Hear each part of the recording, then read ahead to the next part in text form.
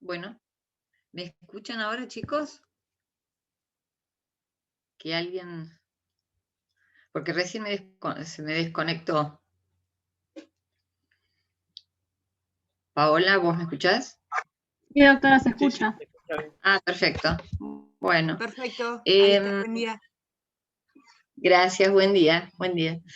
Habíamos dejado con compraventa, ¿recuerdan? ¿A qué vieron la clase pasada con Damián?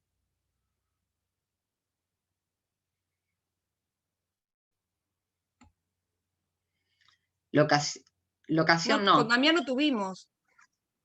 Con Damián no tuvimos Pero clase todavía. vieron con Florencia Con locación. Florencia, claro. Sí. Con Florencia Pérez. Ah, ok. ¿Alguna duda con respecto a la locación, que es uno de los contratos top en este momento por las modificaciones que está teniendo? ¿Les queda alguna duda? Antes de empezar seguir con compraventa. No, No, gracias. aparentemente no. Bueno. Modifiqué un poco el esquema, porque por eso, para los que hayan bajado de la plataforma, las cláusulas accidentales en la compraventa internacional, la verdad es que lo modifiqué un poco. Ahora va a aparecer ampliado con las cláusulas accidentales en la compraventa que están legisladas en el artículo 1163, el pacto de reventa, retroventa, el pacto de preferencia. Entonces, lo agregué a continuación, porque me pareció que, honestamente, ahora que la Cámara de Comercio Internacional publicó primero esta serie de normas internacionales que se pueden utilizar en los contratos internos, me parece que realmente sí es importante que lo lean. Fíjense ustedes, el artículo, traten de tener el código al lado para verificar alguna de las cosas,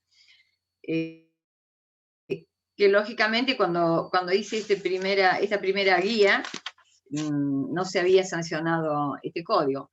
Entonces, fíjense el artículo 1161. Eso tiene que ver, y creo que lo hablamos cuando tratamos el tema de la modificación del contrato, de la cláusula de hardship, ¿no? Pero por eso me parece que es importante que sí las lean, porque el 1161 dice las cláusulas que tengan difusión en los usos internacionales que periódicamente se van actualizando, ¿no? Se presumen utilizadas con el significado que les adjudiquen tales usos, aunque la venta no sea internacional. ¿Recuerdan que les dije lo importante que era, por ejemplo, en el caso de la cláusula de equidad o de hardship, que se podía utilizar en los contratos de uso interno, y que estaban en los principios de UNIDROIT? Siempre que de las circunstancias del caso no resulte lo contrario, o sea, siempre que las partes no, digamos, en virtud del principio de la autonomía de la voluntad, decidan no usarlas. Entonces, por ejemplo, las cláusulas más utilizadas desde la última actualización que pude ver, por ejemplo, fíjense cómo, según estas cláusulas, se reparten los riesgos en la compraventa, y que no significa siempre una compraventa realizada por navío, ¿no? Pero, por ejemplo, el free on track y free on raid, o FOT, el vendedor asume dos obligaciones accesorias, fíjense, relacionadas con la entrega de la mercadería, y deberá conseguir el transporte necesario, ya sea vía terrestre o ferroviaria. Entonces, tranquilamente, ahora que se está tratando de reactivar todo el transporte por vía ferroviario, se puede llegar, digamos, a utilizar estas cláusulas que estaban reservadas a la compraventa internacional de mercaderías, y que de alguna manera están estableciendo cuáles son las responsabilidades del comprador y del vendedor. Por ejemplo, otra que me pareció interesante, la ex-works significa EXW. En la venta efectuada con esta cláusula, la mercadería se entregará en la fábrica del vendedor. Esto tranquilamente se puede utilizar en un contrato interno. Implica, lógicamente, entonces, que el costo del flete, del seguro, va a estar a cargo del vendedor. Es decir, el riesgo sigue siendo hasta la entrega de la mercadería, porque estamos hablando de mercadería aquí, en la sección de compra-venta, donde habla de venta de cosas muebles. Por eso me pareció importantísimo, realmente. Tal es así que está hablando de lo que establecía, digamos, de la compraventa de cosas muebles de mercadería, que en 1162 habla de el pago contra entrega de documentos. Esto sucede, y lo van a ver posiblemente, no sé cómo está hecha la currícula ahora, si hay un derecho del transporte, hay una materia que hable de derecho de transporte o no, en la parte de comercial propiamente dicha. Porque, por ejemplo, todo lo que significa el transporte multimodal, que yo hasta donde vi últimamente, no se trata en ningún lado. Y es una de las situaciones de cadena de contratos o de uniones de contratos sucesivos, en este caso, más utilizadas. Es decir, viene por vía, por camión, desde Tartagal, por ejemplo, en donde ¿qué se cultivan? Bueno, la caña de azúcar viene procesada, pero está la papelera Ledesma, que es enorme, ustedes habrán visto las resmas de hojas Ledesma, está en el noreste, digamos, de la provincia de Jujuy. Ahí está implantada todo el proceso de fabricación. Lo mismo sucede con los cítricos o con los tomates de invernadero. Ahora, bueno, se hizo como más común que se plante con invernaderos, pero en un principio, en septiembre, que todavía para nosotros era invierno, o sea, para ese tipo de fruta, porque es una fruta el tomate, en Jujuy tenían ya invernaderos con tomates que se llamaban los denominados tomates primicia. Es decir, el transporte multimodal implica que vienen en camión, ¿sí? Y cuando exportan, por ejemplo, limones, que de hecho están exportando limones al exterior, en la provincia de Tucumán, pueden salir, por ejemplo, por el puerto de Rosario, de Rosario a la aduana de Buenos Aires, o directamente ir a Buenos Aires. Ahí tienen ya otro transporte, que es el transporte naval, entonces, por medio de un navío.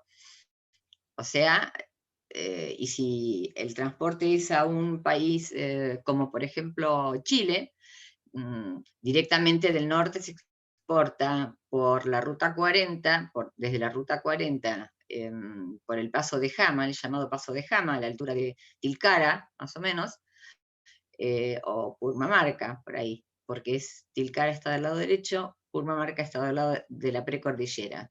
Y por ahí pasan los grandes camiones con contenedores que llevan mercadería. La del noroeste, la del NOA, pasa por este transporte, ¿no? O sea que para mí o sea, cambié de idea y dije, no, es realmente, con este código es importante que, por lo menos, que las lean y que las conozcan, porque son de uso interno también. Después, en los artículos 1163 a 1169, se trata de algunas cláusulas accidentales en la compraventa. Este código prescindió de las cláusulas de mejor comprador y la de cláusula de arrepentimiento que estaban legisladas en el Código de Vélez, pero esto no implica, porque la doctrina también así lo ha decidido, que se trate de un número clausus, digamos, de cláusulas accidentales, que haya legislado específicamente estas tres, no significa, como no existe aquí una norma de orden público que las prohíba, que las partes decidan incluir esta cláusula de arrepentimiento o un pacto de mejor comprador en una compraventa. Me parece que es realmente interesante y útil saber cómo funcionan estas tres cláusulas que ha legislado esta comisión en esta oportunidad. El pacto de retroventa implica una opción unilateral por medio del cual el vendedor tiene la facultad de arrepentirse durante un plazo que después vamos a ver que han unificado los plazos para estas tres cláusulas accidentales que se legislaron, y arrepentirse devolviendo el precio, dice el código, o sea, quiere decir el mismo precio, y aquí en este punto es igual al código de Vélez, o en más o en menos. Y el comprador va a devolver la cosa, lógicamente, dentro del plazo estipulado. Los plazos que figuran para las tres cláusulas, que la vamos a ver después, cuáles son los plazos, son plazos máximos. Significa que las partes pueden pactar un plazo menor. ¿Y cuál puede ser, digamos, el interés económico? Hablemos del interés real con respecto a estas dos cláusulas y el interés subyacente, el que puede estar encubriendo un acto simulado. Supongamos que una persona quiere intentar tener un emprendimiento en Canadá. En este momento es impresionante, pero hay toda una gama de actividades que los canadienses están necesitando. Les aviso por si se arrepienten de estudiar Derecho, que solamente lo podemos usar acá. Pero todo lo que está relacionado con la fisioterapia, la enfermería, esto es prepandemia, les aclaro, ¿no? Fisioterapeutas, osteópatas, son absolutamente muy requeridos, cualquiera sea la edad, la nacionalidad. Ellos tienen una apertura con relación a este tipo de actividades, y como el cuerpo humano es más o menos igual, porque me acuerdo de una dermatóloga amiga que me dice, ¿cómo hago? Vino al estudio, al consultorio, un jugador de la NBA que es negro-azul, me dice. ¿Cómo hago para saber si tiene un sarpullido? Porque nuestra medicina no está preparada, por más que podamos revalidar el título, me dice, a una persona caucásica o color aceitunado, si podemos conocer, digamos, que tiene un sarpullido,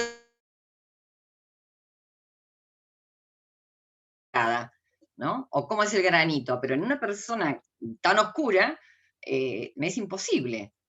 Bueno, sacando esas pequeñas excepciones, digamos que nuestra profesión en ese aspecto es bastante limitante, ¿no? De todas maneras, supongamos que una persona quiere emprender, quiere tener un emprendimiento en Canadá y decide y necesita el dinero. Entonces decide vender la casa con un pacto de retroventa. ¿Por qué? Dice, bueno, si no me va bien, devuelvo en el mismo dinero lo que he pactado, más o menos, difícilmente tenga que devolver menos. Lo habitual es que devuelva lo mismo, con mucho cariño, digamos, si se lo vendió a alguna persona conocida, y habitualmente, porque hay una inflación incluso en dólares, que es menor, pero hay un 5% de inflación anual aproximadamente, de un 3 a un 5, que tenga que devolverle una suma mayor, o sensiblemente mayor. ¿Qué dice este nuevo código? Que si hubiera tradición de la cosa, o sea, se tienen que cumplir las dos prestaciones principales para que se aplique este pacto de retroventa, que tiene que figurar en el mismo contrato. Y ahora vamos a ver por qué tiene que figurar en el mismo contrato. Y tiene que ser inscripto, es decir, hay una escritura en la que se establece que hay un pacto de retroventa. Esto hace a la seguridad jurídica, porque como la compra-venta se considera realizada bajo condición resolutoria, significa esto que la venta es perfecta, solo que tiene un dominio revocable. Pero la venta es perfecta. El propietario pasa a ser propietario en las tres situaciones: en el pacto de reventa, de retroventa, y cuando hablamos de el pacto de preferencia, lógicamente desde ya. Pero, si el comprador decidiera vender pendiente el plazo, cuando hablamos de adquirente a título oneroso y de buena fe, esta buena fe es la buena fe registral. Significa incluso que ese tercero comprador, o sea, que le compra al vendedor, que aceptó tener esta posibilidad de que el vendedor no se arrepienta, sino que decida hacer uso de esta opción, sabe que este dominio es revocable. ¿Y cuál puede ser? Siempre nos preguntamos, ¿no? Me parece que es importante que nos preguntemos cuál es la razón por la que una persona, ya les dije, pongamos este ejemplo, el de Canadá, necesito la plata, y yo creo que en un año y medio sé, si pongo el plazo máximo, yo sé que en un año y medio sé cómo me va a ir allá, y de última, con lo que ahorré o con lo que tengo ahorrado acá, con lo que me presten, recupero el inmueble. Entonces es importante que nos preguntemos cuál es la razón económica por la que alguien hace lo que hace. Entonces, ¿cuál es la razón económica? No del comprador, sino de quien le compra al comprador, estando pendiente esta posibilidad de que el vendedor decida recuperar la cosa vendida. ¿Cuáles creen ustedes que puede ser este interés patrimonial del comprador, del tercero que compra, estando pendiente un pacto de retroventa? A ver si a alguien se le ocurre algo. Es que, no sé, una oportunidad de Es como comprar un... comprar más barato, comprar a mejor precio, Exacto, por el riesgo exacto, exactamente. Es asumido. como cuando compras, exactamente, es como cuando compras un derecho litigioso, ¿no? Y primero, ¿qué vas a hacer? Vas a ver el expediente. Haces un cálculo de probabilidades, ¿no? Y decís, esto está ganado, solo que el otro necesita el dinero ya. O al menos tenés una probabilidad grande de poder ganarlo y por eso vas a pagar menos de lo que la cosa vale, ¿no? En este caso es así también. Quien le compre, este tercero que compra, en donde ve lógicamente, porque pide el informe al registro de la propiedad y va a saber ante qué escribano se hizo la compraventa, va a solicitar un estudio de títulos y va a ver el escribano que existe un pacto de retroventa. Ahí entonces es donde va a negociar, lógicamente. En el pacto de reventa es la otra cara de la misma moneda. Quien puede arrepentirse es el comprador. También está sujeto a una condición resolutoria esta venta, salvo lógicamente pacto en contrario en los dos casos, ¿no? En que las partes decidan que no tenga efecto resolutorio, pero lo que más se adecua, digamos, al espíritu de este tipo de pactos es que la venta sea perfecta.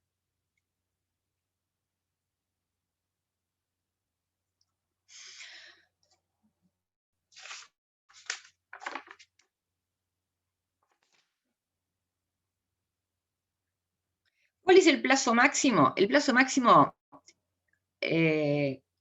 aquí hay una gran diferencia en el pacto de retroventa y el pacto de reventa con el código anterior, porque estaba prohibido el pacto de retroventa, por ergo también el de reventa, en la venta de cosas muebles.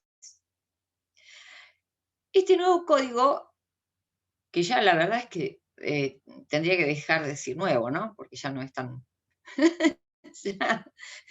ya cruza la calle solo, digamos. Pero como se siguen haciendo modificaciones, para mí, sí, hasta que no fragúe la mezcla, por ahí le digo el nuevo código. Estaba prohibida el pacto de retroventa en la venta de cosas muebles. Este no lo prohíbe, o sea, puede introducirse esta cláusula accidental por voluntad de las partes, lógicamente, en cualquier tipo de cosas. La cuestión son los efectos, porque si la cosa mueble es registrable, también el comprador, pendiente el plazo, que en el caso de cosas inmuebles es de 5 años, para estos 3, ¿sí?, que están legislados, y de 2 años si son cosas muebles. En el caso que el vendedor se arrepienta o haga uso de la opción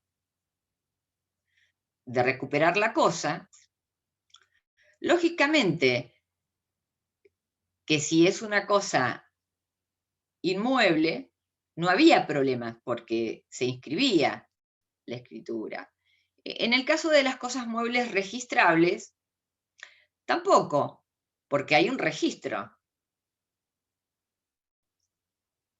Ahora, ¿qué pasa cuando hay un pacto de retroventa en el caso de la venta de bienes muebles no registrables? Pues sigue, ¿quién compra una cosa mueble no registrable, un tercero, pendiente el plazo de los 2 años, que dijimos que era un plazo máximo, salvo que haya tenido la posibilidad de enterarse que existía este pacto, que es difícil probarlo, por eso el tema de la prueba es tan importante, no va a poder reivindicarlo, digamos, el vendedor. Porque sí se echó la tradición, lógicamente, pero para que exista, ya lo aclaré al principio, debe haber cumplimiento de las dos prestaciones principales, que en la compraventa son el pago del precio y la entrega de la cosa. Para el caso de los automotores, bienes muebles registrables, lo repito, con carácter constitutivo de la transferencia de dominio, la inscripción registral, y para el caso de los inmuebles, a los efectos de la publicidad frente a terceros. Volvemos, para que este tercero le sea negocio, digamos, comprar, tiene que comprarle a su verdadero dueño. Si compra y no toma las previsiones necesarias, no pide el informe de dominio, no hace un estudio de títulos, pues en ese caso no tendrá buena fe registral.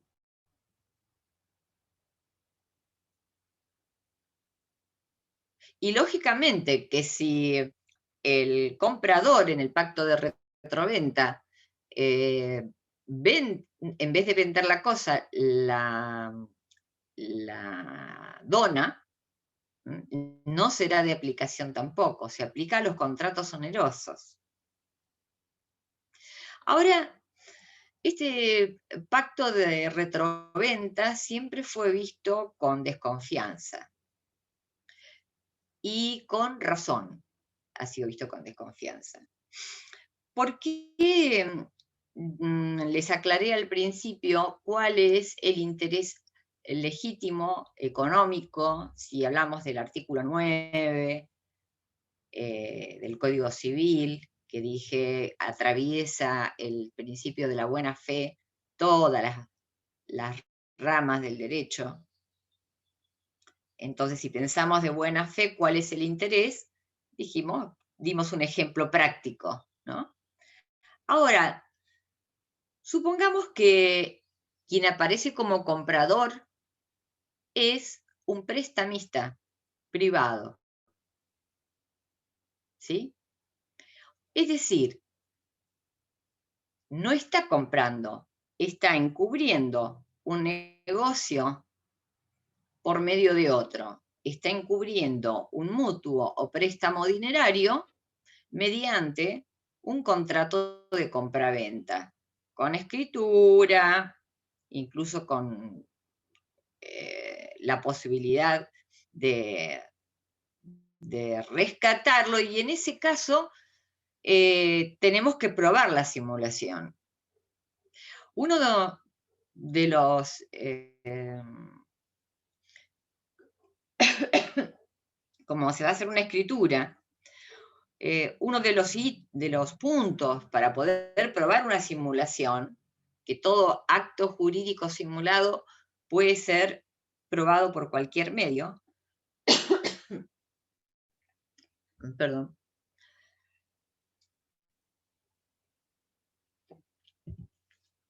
es para empezar, algo nos huele mal cuando para rescatar o para hacer ejercicio de la opción, una propiedad que se vendió en $180.000 tiene que pagar 320.000 para poder recuperarla, para hacer uso de la opción.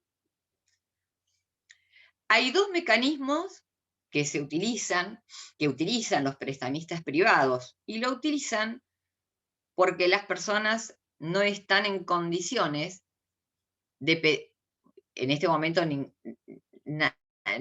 pocos estarían en condiciones de pedir una suma de esa magnitud. Digamos que el sistema financiero está herido, no digo que herido de muerte, porque los argentinos estamos acostumbrados a que cada 10 años nos pasan cosas, pero de todas maneras, cuando vos no calificás para un préstamo de esa magnitud, vas a un prestamista privado. Y les comento las dos formas de operar que tienen. Una es tenemos que ver la escritura. Si hubo boleto y en el boleto se pagó el 20%, que es lo que más o menos dijimos cuando hablamos de compraventas de inmuebles. Y el escribano en el momento de la escritura dice que la venta se realizó por $180.000, que se entregaron 20.000. Recuerden, para recuperarlo son 320 o $350.000, ¿no? Se entregaron 20.000 en el momento que las partes dicen que se entregaron 20.000 o 10.000 en el momento del boleto, y que en ese momento fulano de tal, con todos los datos filiatorios, dice vender, y fulano o mengana de tal dice comprar, con un pacto de retroventa, el inmueble, o el pacto de retroventa aparece después, el inmueble individualizado como en tanto dinero que pasó ante mí, que fulano le entrega. Una cosa es cuando en la escritura dice el escribano que ha sido entregado frente a él o a ella. Porque los escribanos de qué dan fe, de lo que las partes dicen, pero no que lo que dicen sea cierto, o de cualquier hecho que esté siendo, que pase ante su presencia. En el caso de una inspección ocular, por ejemplo, o el del requerimiento para ver si una propiedad nuestra está ocupada o no. Él va a ir con el borrador para poner en el libro de protocolo, y va a decir, tocado el timbre, ante el requerimiento de fulana de tal, el requerimiento es lo que el cliente le pide al escribano que haga, para ver si la casa tiene ocupantes o está deshabitada. Tocado el timbre, me atendió la señorita tal, que dijo ser la empleada, y que esa familia no, y que la empleada, o sea, hay gente, preguntado qué fuere, quiénes son las personas que habitan, o sea, el escribano da fe de lo que ve. Entonces, volvamos al pacto de retroventa. Cuando la diferencia es muy grande, esto ya nos abre los ojos de que puede haber un préstamo en donde en realidad le entregó 180 o le entregó menos de 180, y para recuperarlo tiene que pagar prácticamente $100.000 más.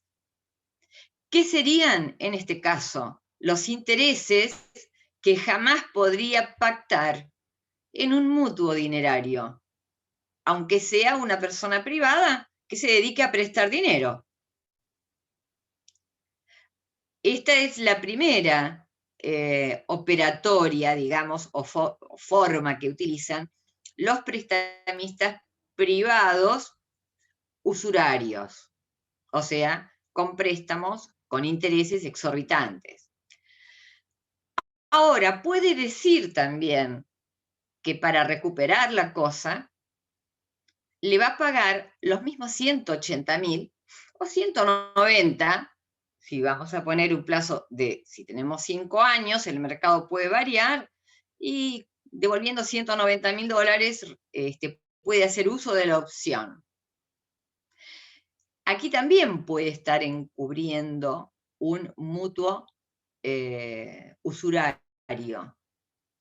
¿Y de qué manera operaría el prestamista privado en el caso que estuviera ejerciendo un acto simulado? Ahí en la escritura va a decir que la venta se hace mediante, por la suma de $180.000, que existe un pacto de retroventa que va a ser inscrito en el registro correspondiente, y que para recuperar o hacer opción de este derecho de rescate, digamos, va a tener que pagar los mismos $190.000. que han sido pagados en un momento antes que este. O sea, ahí el escribano está diciendo que en esa escritura las partes dicen que han recibido la totalidad, que el vendedor manifiesta y el comprador asiente que el pago no se ha hecho en la escribanía. Entonces, la usura, ¿cómo se ejerce? En vez de darle $180.000 en la mano, le da 130. Pero en la escritura va a figurar que la vendió por 180 y que para recuperarlo va a necesitar 190, o supongamos, los mismos 180. Es decir, las escrituras hay que leerlas de principio a fin.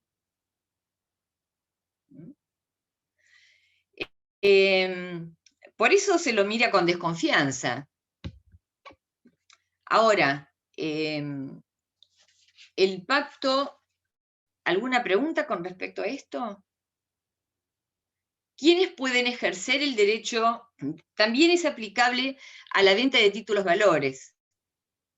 Como es aplicable a la venta de cosas muebles, y está el famoso derecho de rescate de las acciones, que son negocios habituales en el ámbito financiero. Vendo tantas acciones y para recuperarlas, dentro del plazo máximo de 2 años, o el que las partes mínimo que las partes hayan pactado, tengo que pagar lo mismo, más o menos. ¿Quiénes pueden ejercer, o sea, quiénes tienen legitimación activa para ejercer este derecho? En primer término, lógicamente, el vendedor, o en el caso de la cláusula de reventa, el comprador. Pero también es transmisible a sus herederos. Es decir, esto, como diría el padrino de la mafia, no es nada personal. Quiere decir, con esto se van a acordar, que en el de reventa y retroventa, al no ser nada personal, se transmite a sus herederos. En cambio, en el pacto de preferencia, como sí es una obligación, digamos, es un pacto que se elige por la calidad de la persona, porque se tiene en cuenta quién es, no se transmite a los herederos.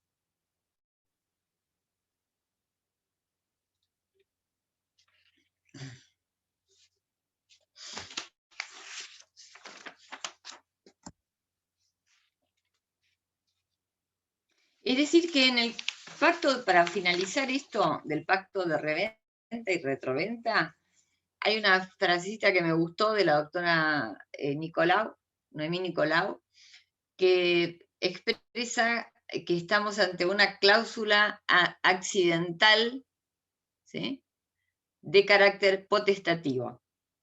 ¿Qué significa de carácter potestativo? Que lo hago si quiero, hago uso de la opción si quiero, y que esa opción está en cabeza de una sola de las partes. Recuerden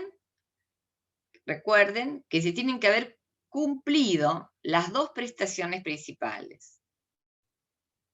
O sea, la venta es perfecta y se considera que está hecha bajo condición resolutoria. Ejerce todos sus efectos hasta a tal punto que quien compra puede vender, lógicamente, en la escritura y con la inscripción registral tiene que figurar que existe un pacto de retroventa o de reventa.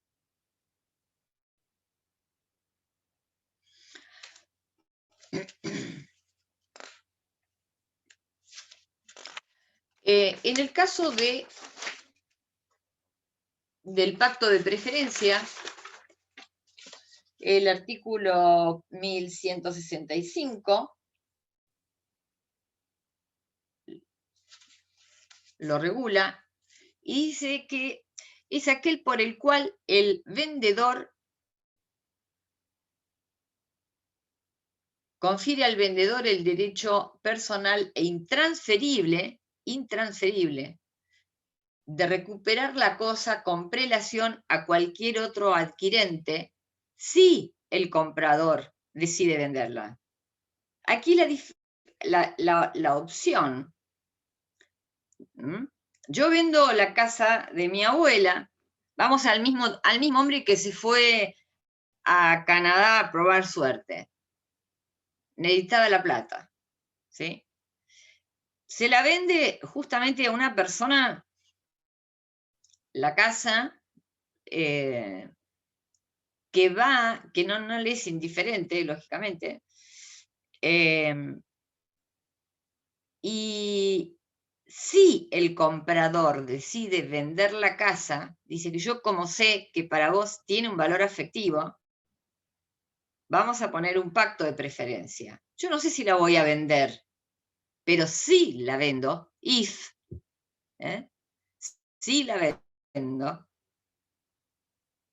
yo te voy a notificar y te voy a notificar cuáles son las condiciones de venta, lógicamente, para que vos, con la misma oferta, ¿sí?, tengas preferencia. Con la misma oferta no implica con el mismo precio. ¿Está claro?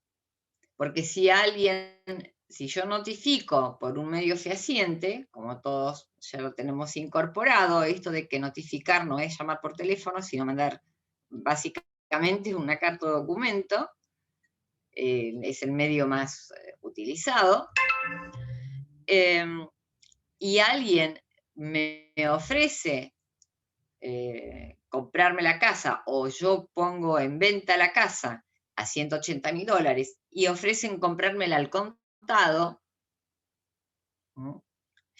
pues quien haga opción de este derecho de preferencia tendrá que empardar, digamos, la oferta pagando al contado. Porque si dice, mira, yo no tengo todo, te puedo pagar en 3 veces, ya no tendría preferencia.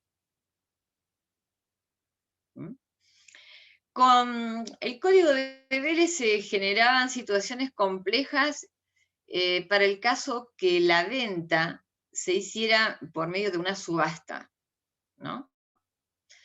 ¿Por qué? En realidad, con se aclara de alguna manera, o la doctrina lo ha aclarado. Tenemos 2 tipos de subastas. Tengo una deuda, no puedo pagar, me embargan, remate. ¿Sí? Acá no podemos decir que el vendedor quiso vender. Pero de todas maneras, quien tiene un pacto, o sea, se lo notifica de todas formas a quien tiene un pacto de preferencia. ¿Para qué? Para que tenga la posibilidad de pujar en el remate y adquirir la propiedad. Y es más, hay quienes piensan, dentro de la doctrina, que si el pacto de preferencia, si él ofertó lo mismo que quien salió adjudicado en la subasta judicial, puede hacer cumplir el pacto de preferencia de todas maneras, pagando lo mismo. Esto está discutido, se los aclaro, pero es un tema que tienen que tener en cuenta. En el caso de que me harté de todas estas cosas que tengo en mi casa y que no uso, voy a poner todo en la calle, esta cosa que era de mi abuela, no la soporto más, voy a vender el espejo dorado a la hoja, que no me me pega con nada. Esto que era de mi mamá, Luis XV, que los odio, pero que hay mucha gente que está enamorado de ese estilo. Y hago un remate voluntariamente. Ahí sí, yo estoy decidiendo vender. Es una subasta voluntaria. En definitiva, igualando al último oferente, voy a ejercer mi derecho de preferencia.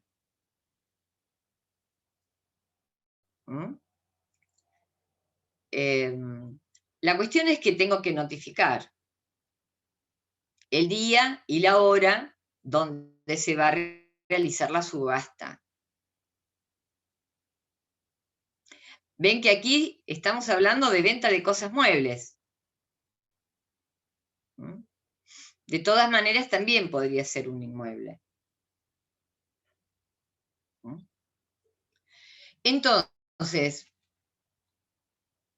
el único que está en contra de esta postura, porque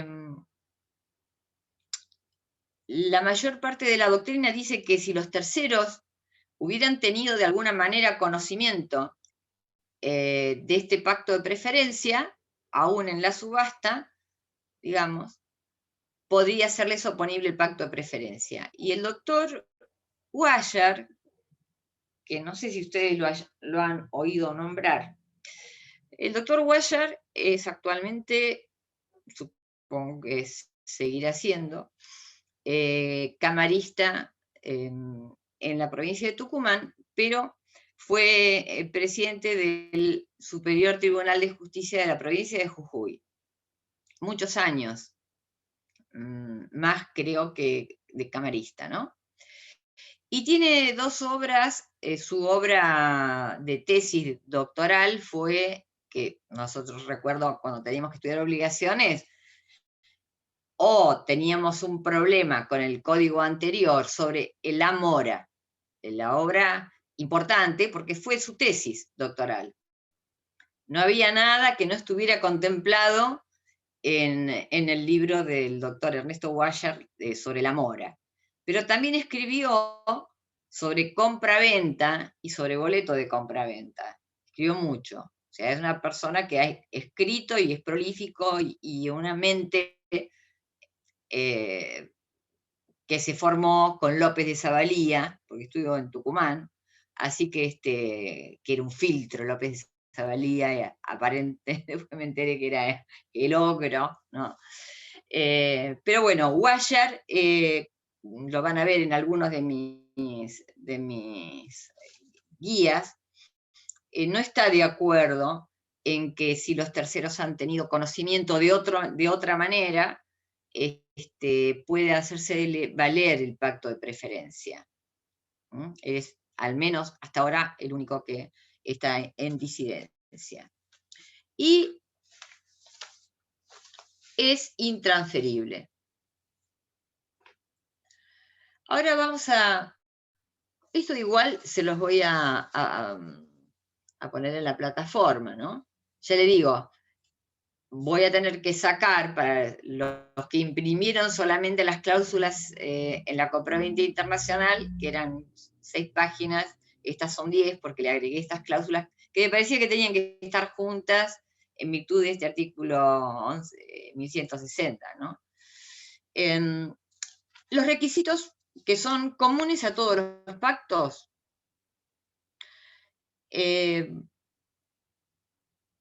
digamos que son admisibles en toda clase de compraventa, cualquiera sea su objeto. Ya lo dijimos, pero lo vamos a enumerar como para tener, digamos, mayor prolijidad. Sean bienes muebles, muebles registrables o no.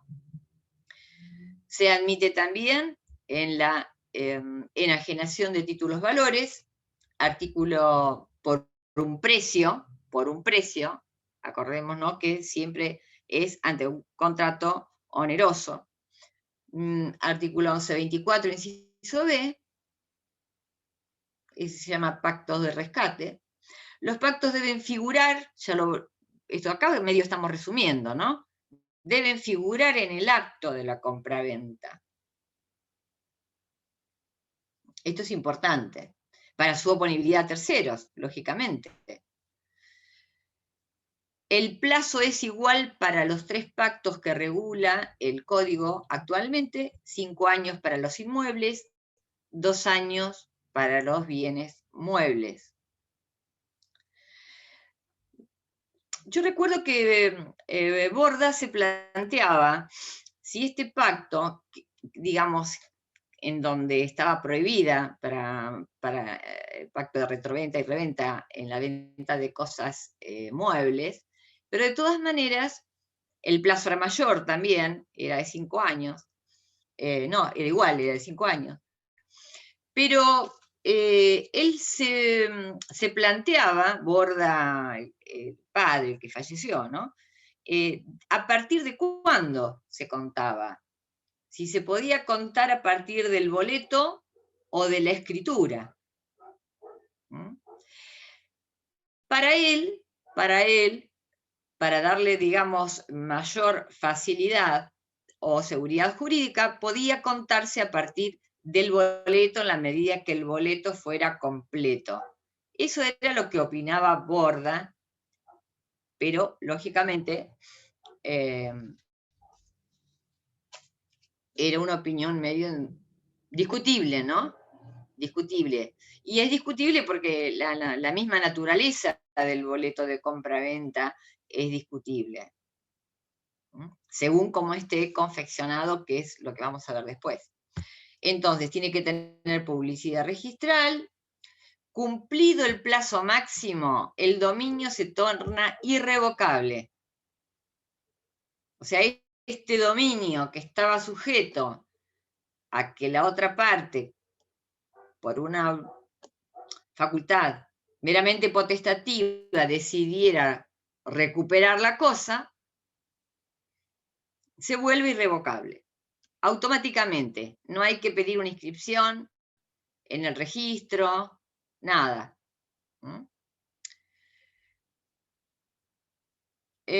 Si la cosa fuera registrable, el artículo 1166 y 67 se verán afectados retroactivamente, lógicamente, por la existencia del pacto, si existía la inscripción en los registros correspondientes. O si de otro modo hubieran tenido conocimiento efectivo del pacto. Acá es donde yo les digo que Guayar es el único que al menos disiente con respecto a esto. Si la cosa fuere mueble no registrable, los efectos del pacto no resultan oponibles a los plazos máximos, estoy leyendo, son de orden público. Si los plazos máximos son de orden público, si pactaran un plazo mayor, se va a reducir al plazo máximo establecido por la ley. Entonces, en las cosas muebles no registrables, no serán oponibles a terceros adquirentes a título oneroso y de buena fe.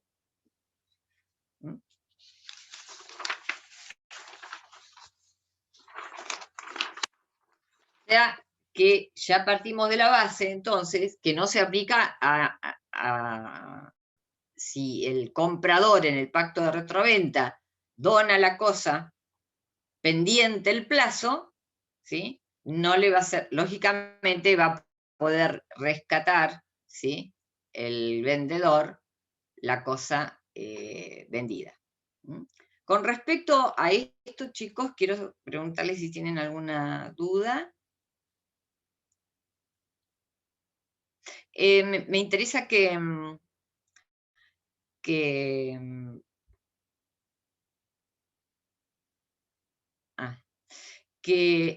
entiendan el mecanismo que les comenté sobre el acto simulado. Porque es más caro prestar, digamos, con una hipoteca sobre el bien inmueble que o la hipoteca tiene una validez, digamos, mayor, de más tiempo. Esperen, que había achicado la pantalla. Pero es muy común, sobre todo en épocas de crisis, que se realicen este tipo de pactos, y que estén encubriendo un préstamo de dinero con carácter usurario. Con relación al boleto, el Código le ha dedicado pocos artículos, y boleto de compraventa 1170 y 1171. En realidad, aquí la doctrina siempre discutió lo siguiente, con el código anterior ya, ¿no? Veníamos discutiendo si el boleto de compraventa era un pacto previo que obligaba a realizar un nuevo contrato, es decir, a realizar la escritura, después traslativa de dominio, o si el boleto de compraventa era la compraventa, en la medida que el boleto fuera completo. Completo significa que tiene que tener la determinación o una forma de determinar la cosa vendida y el precio, lógicamente.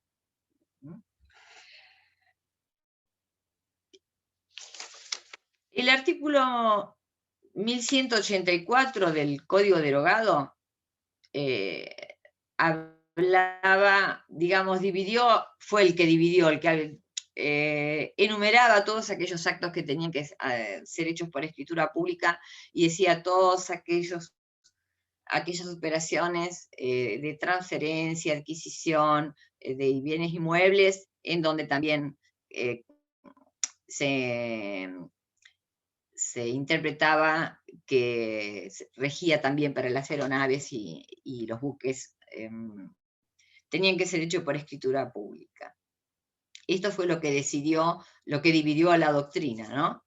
Porque si no se cumplía con la escritura pública, el acto no era nulo, sino que se convertía en la obligación de realizar la escritura pública. La innovación de este código con respecto a este boleto es primero que regula el boleto. Ya al regularlo dentro de la sección de la compraventa, nos está diciendo que no es un pacto o un pacto preliminar, porque entonces, esto no, al analizar la técnica legislativa que utilizó el legislador o los legisladores, ¿sí? Los hubiera incluido, digamos, el boleto de compraventa en la parte general de contratos. Sin embargo, al incluirlos en la sección de la compraventa, nos da una diferencia, digamos, un indicio de que nos arrimamos más a pensar en la naturaleza jurídica y que no es un pacto preliminar, en principio. La escritura pública prevista en el artículo 1017 del Código Civil, en el inciso A, exige a los efectos de la transmisión de dominio, y este instrumento puede ser otorgado por el juez si el que tiene que escriturar no lo hace, en la medida en que se haya cumplido la otra prestación, o sea, 1017, 1018 del Código. En este caso, entonces, la opción sería, o sea, la consecuencia o los efectos serían idénticos. Si una de las partes no colabora, porque ustedes saben que aparte de las dos prestaciones principales en la compraventa, que son pago del precio, entrega de la cosa e inscripción, ¿sí? En los casos que fuera constitutiva, registral, también hay obligaciones o deberes secundarios de conducta. Uno de ellos es la colaboración. Si en el boleto nosotros establecemos que dentro de los 90 días, o supongamos que hubiera una prórroga o por esta cuestión excepcional, salvo cuestiones de fuerza mayor que el escribano indicará, ¿no? Las dos partes tienen que ir, el comprador designa al escribano, tendrán que concurrir para escriturar. Ahora, si el comprador no va, o si el vendedor no va, porque al que le interesa tener la escritura es el comprador. Puede no ir el comprador porque no tiene dinero, ¿no? Pero puede no ir el vendedor. En ese caso, ¿qué iniciamos? Una demanda, primero intimamos, lógico, pero iniciamos una demanda por escrituración. Entonces, ¿quién va a suplir la voluntad de, vamos a ponerlo como malo de la película, el vendedor, ¿no? ¿Por qué? Acá también vamos a hablar de gente de buena fe y gente de mala fe. Y tal es así que se creó una fiscalía especial solamente dedicada a este tipo de maniobras en donde un vendedor vende con boleto, ¿sí?, a distintos compradores que de buena fe subjetiva, pero no de buena fe registral, ¿sí?, aceptan pagar una determinada suma de dinero y a lo mejor la cosa está vendida 4 veces, el inmueble, ¿no? Tratándose de inmuebles. Se creó una fiscalía especial para este tipo de delitos económicos, por la terrible, digamos, incidencia que hay en este momento con relación a las compraventas de lotes, sobre todo en zonas como Camet Norte, Chapadmalal, algunos en Sierra de los Padres, pero cada vez, digamos, pareciera que cuando alguien se entera que una casa está vacía, supongamos esta época del COVID, ¿no?, en donde no nos podemos trasladar para ver si nuestra propiedad está con ocupantes o no. Hay gente que se dedica a esto, lógicamente, a ver este tipo de negocios, que son delitos en realidad, en fraguar incluso certificados de dominio y vender a 2 o 3 personas. Le dan la posesión a una, después empieza el problema de quién tiene derecho sobre el bien inmueble. Lógicamente que si no se ha pedido el registro, hablemos siempre que la buena fe es la buena fe registral. Otra característica que tiene este código es que también habla de la publicidad posesoria, no solamente de la publicidad registral. Y habla, o sea, esta publicidad posesoria tiene varias reglas. Primero, se predica la oponibilidad del boleto. Antes solamente se podía invocar la oponibilidad ante el concurso o quiebra del vendedor. Ahora alcanzan los terceros que hayan trabado medidas cautelares sobre el inmueble vendido con boleto, en la medida que el comprador reúna estos requisitos. Primero, que tenga buena fe, hablamos de buena fe registral. Después, es decir, que va a poder oponerle el boleto a los acreedores, ¿sí?, que han trabado embargo antes de la firma del boleto. Si ha pagado el 25% del valor de la propiedad. si además pudo demostrar que si no se lo compró al titular dominial que figura en el registro de la propiedad inmueble, sí puede probar, como los boletos se pueden ceder, es decir, a veces no se escritura porque yo estoy haciendo un negocio. Compro al titular registral, no escrituro, porque en realidad voy a hacer un pase de manos con eso. Voy a ceder el boleto a un tercero que me va a pagar a lo mejor $20.000 o $10.000 más, o algo más. Entonces no me interesa escriturar. Ahora, quien compra, si no está comprando el titular registral para que este boleto sea oponible a estos acreedores del vendedor, ¿sí?, tiene que probar que esa cadena de cesiones, que fueron sucesivas, fueron legítimas, lógicamente. El boleto tiene que tener fecha cierta. Acá también el código es más laxo en cuanto a qué significa que tenga fecha cierta. Porque habitualmente el boleto no se realiza. El boleto de compra-venta es un instrumento privado. No es habitual que las partes vayan a una escribanía a firmar un boleto de compra-venta. Sí es habitual que certifiquen las firmas.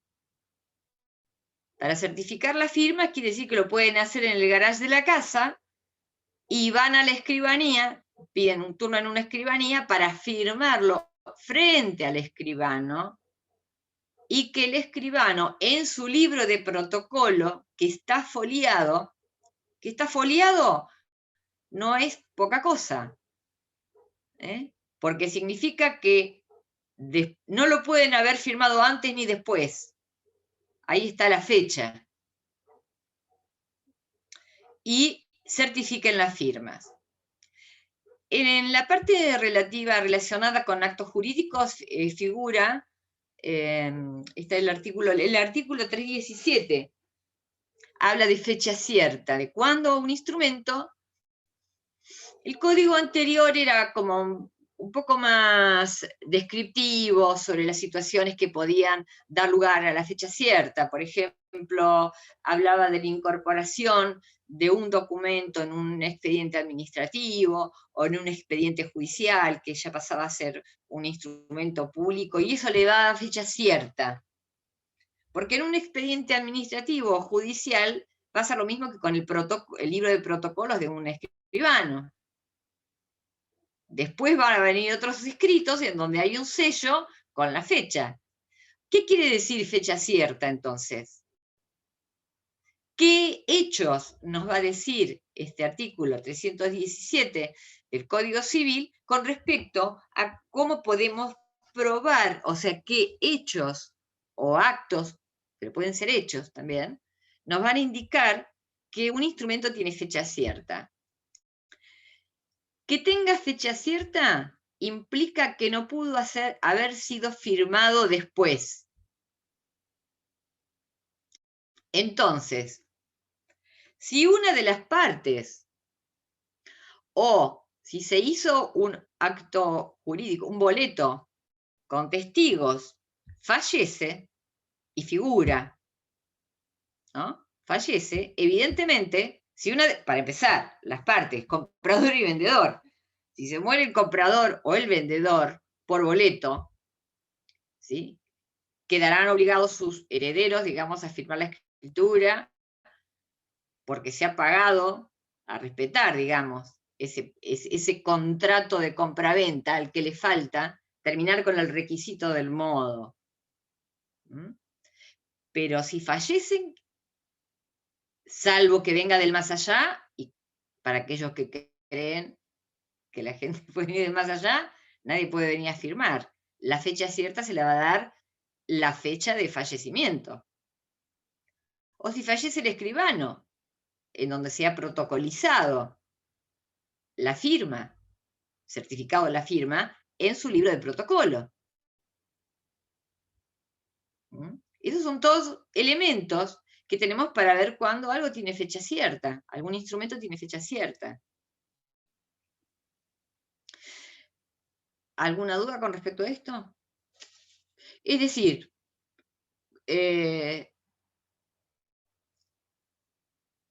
conforme la doctrina, cuando entran en colisión, que este creo que es el tema de los boletos de compraventa, la publicidad posesoria, y ojo que la publicidad posesoria no implica la tenencia. A veces, esto lo van a ver mejor en derechos reales, pero poseer es tener como dueño, en calidad de dueño. Falta la escritura, no hay transferencia de dominio, pero yo estoy poseyendo como dueño. De más está decir que si quiero hacer una prescripción adquisitiva, una usucapión,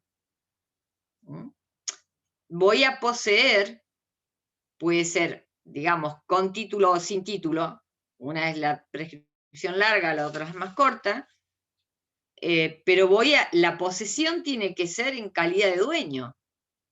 No confundan tenencia con posesión. Un locatario no es poseedor, tiene el uso y goce de la cosa.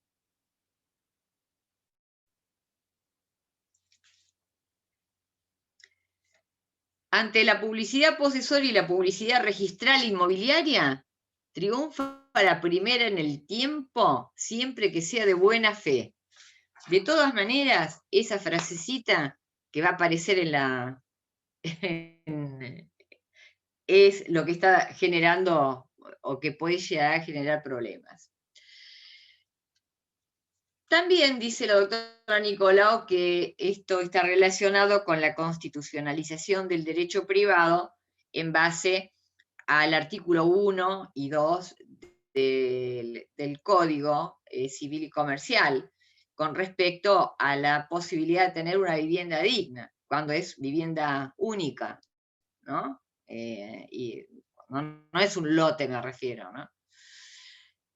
Otra cuestión que creo que tenemos que tener en cuenta es que la ley 14.005 de venta de lotes a plazos no ha sido derogada, pero ha sido modificada por la 23.266, y tenemos aquí una particularidad, que tiene un gran, digamos, una parcela grande de tierra, hace el loteo y decide venderla con prestaciones, digamos, una de las prestaciones va a ser diferida, que va a ser la del pago del precio, en cuotas. Pero para eso, este es un contrato formal. ¿Recuerdan cuando hablamos de la forma en el contrato de compraventa? Y que había algunos. Aquí quiero que quede en claro dos cosas. Está vigente, pagado el 25% del precio o hecho mejoras más o menos aproximadas al 50% del valor del inmueble, no se puede rescindir, no se puede revocar la venta. Sí se puede pedir una hipoteca sobre el lote o la construcción que ya se haya hecho sobre el lote, las mejoras o construcción, para asegurarse, digamos, el cobro. Pero y si yo quiero realizar este tipo de venta de lotes y a plazos, no es de casas, lotes y a plazos, tengo que inscribirlo en el registro correspondiente con una serie de requisitos. Esa inscripción la puede denunciar también el comprador, porque va a tener justamente, como tiene una función social, va a tener una serie de beneficios que no va a tener la venta de un lote común que no esté suscripto bajo este régimen de venta de lotes a plazos. Y por otro lado, con esto creo que, no sé si nos queda mucho o no, no, creo que no, es considerado un contrato de consumo. O sea, la ley, todo el sistema de derecho del consumidor, que está compuesto también por la ley de lealtad comercial, que estaba dirigido solamente a comerciantes, por la ley de defensa de la competencia, por la ley 24240 y sus modificatorias y reglamentación, y por el sistema, por la normativa que ahora tiene el Código sobre defensa del consumidor, contratos de consumo, también va a estar integrada por esta ley 14.005, con su modificación más actual, 23.266. O sea, que quien compre en esas condiciones también va a tener todas estas consideraciones protectorias que tiene todo el sistema de defensa del consumidor. Pensemos en la publicidad, en el deber de información, en las cláusulas abusivas. Porque, ¿qué pasaba? Pero esto era antes incluso de la Ley de Defensa del Consumidor. Cuando el adquirente, el comprador, no llegaba, pagaba incluso más del 25%, había una cláusula que ponía el vendedor y decía que se rescindía el contrato por falta de cumplimiento de la obligación de pago y que lo pagado iba a ser tomado como indemnización por los daños ocasionados, generados. Esto fue justamente lo que hizo que se regulara por medio de esta ley 14.005, que es bastante antigua, y se lo protegiera de alguna manera. Por eso les digo, entra dentro del conjunto normativo de defensa del más débil jurídico.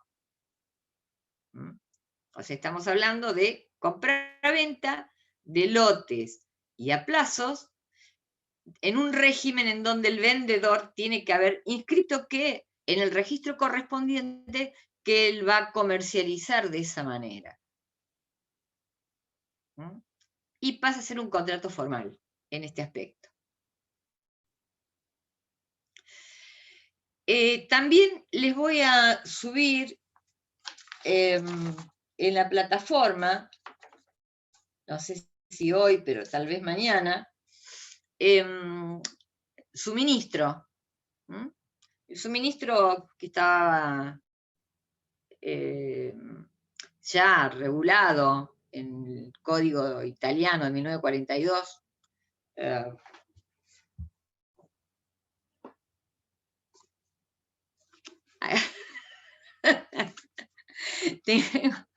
Tengo la... Y bueno, algunos coleccionan unas cosas, yo colecciono códigos de todo el mundo. Tendría que ver el de Irán y el de Rusia, que los tengo anillados, si están actualizados o no. Pero sí, tengo toda una colección de códigos, cada loco con su tema, ¿no? Pero el contrato de suministro, en definitiva, nos hicieron un favor al tipificarlo y poder saber que no son muchas compraventas chiquititas. El contrato de suministro tiene características propias, ¿sí? Puede ser suministro de una cosa,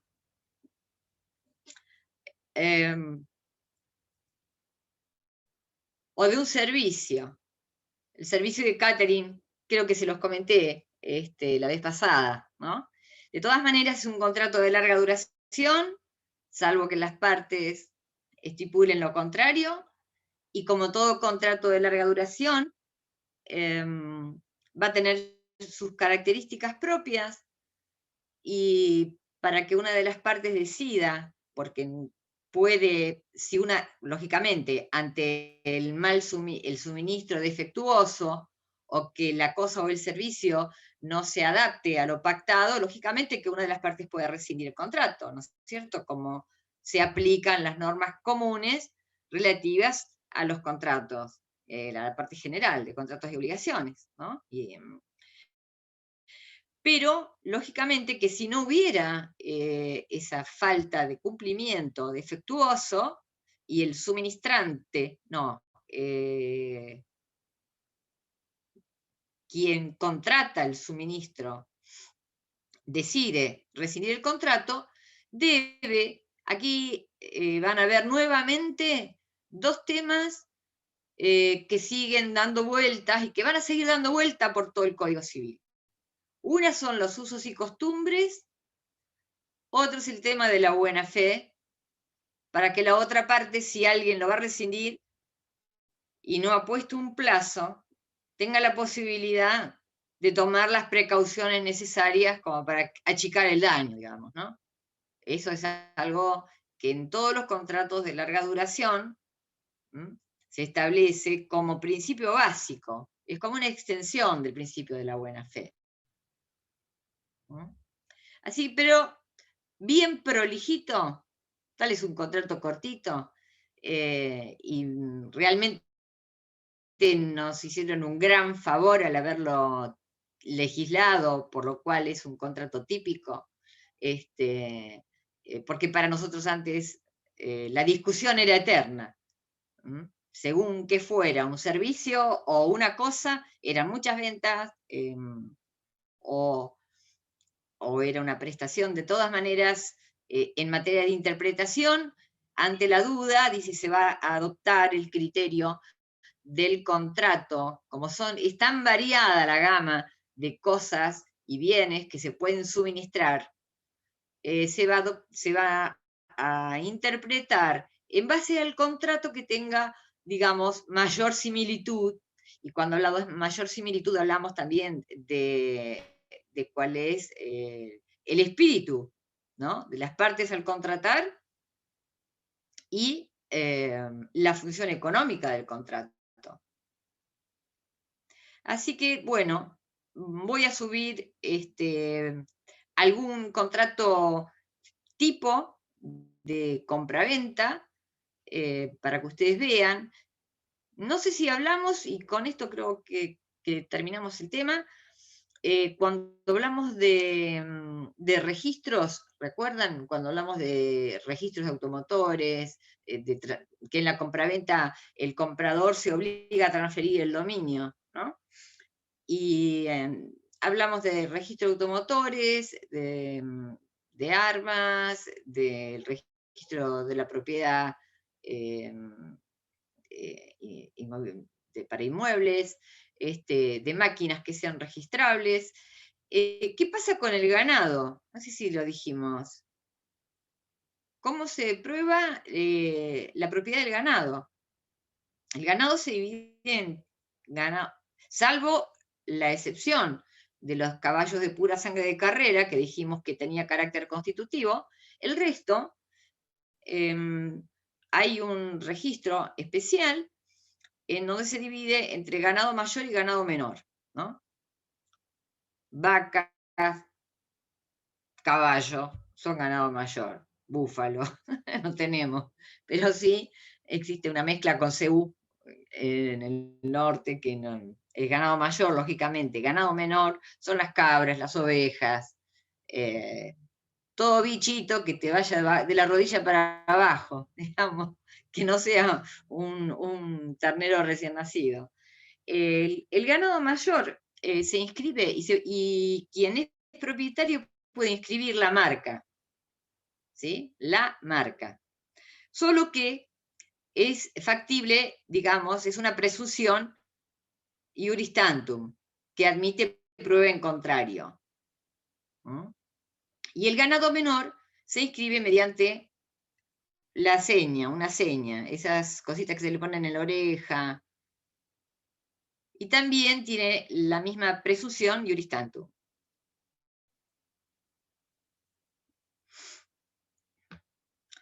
Es bueno, la gente que hace cuatrerismo es muy común ver una marca deformada por otra marca que se le ha puesto arriba, ¿no? Así que por eso decimos admite prueba en contrario. Eso creo que era lo que me faltaba, nada más. Bueno, faltan 15 minutos, así que doy por terminada la clase, salvo que haya preguntas. ¿Alguien se quedó con ganas de preguntar algo? No, para mí claro. Lo que de lo que no hablamos, pero que está en el código, es en la parte de compraventa de bienes muebles, vuelve a aparecer el precio, obligaciones del comprador, del vendedor. Recuerden que cuando se habla de compraventa de bienes muebles, se está hablando de mercadería. Entonces hay una repetición en algunos aspectos, pero en otros no, porque se está hablando de una compraventa que es netamente comercial. Entonces, esa parte creo que me la salté porque dije, bueno, hablamos de obligaciones de comprador y vendedor en la compraventa común, pero recuerden que cuando inserta esta compraventa de bienes muebles, está hablando de compraventa de mercaderías, que generalmente son internacionales, pero puede haber compraventa de mercaderías que no sean internacionales y se van a aplicar estas normas. Así que, bueno, espero que nadie haya impreso lo de las cláusulas especiales porque lo completé, me parece que quedó mejor, que quedó más completito. Y sobre el tema de la compraventa del boleto, todavía hay mucha tela para cortar. Creo que el código no cumplió con las expectativas que teníamos, aquellos que trabajamos, digamos, litigando, porque las cuestiones se siguen suscitando y muchos jueces tienen dudas. Muchos jueces tienen dudas. Así que, en lo que a mí respecta, no soy la única en solitario, digamos, no cumplió con todas las expectativas, tendría que haber desarrollado más que 2 artículos y hablar de la posesión legítima, digamos, de alguna manera, ¿no? Así que ese va a ser un tema que lo van a ver también en reales, sobre todo. ¿No?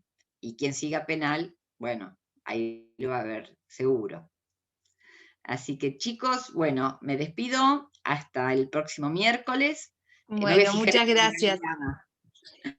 Dijo, de esto, gracias. ¿Cómo? No, te iba a preguntar si esto subías una guía, dijiste que subías una guía también, ¿no? Sí, Regio. Hoy lo voy a subir entre hoy y mañana, así Bárbaro, muchas completo gracias. alguna cosita que quedó. Bárbaro, porque No, de nada. los apuntes, gracias. Sí, hasta luego. Chao chicos.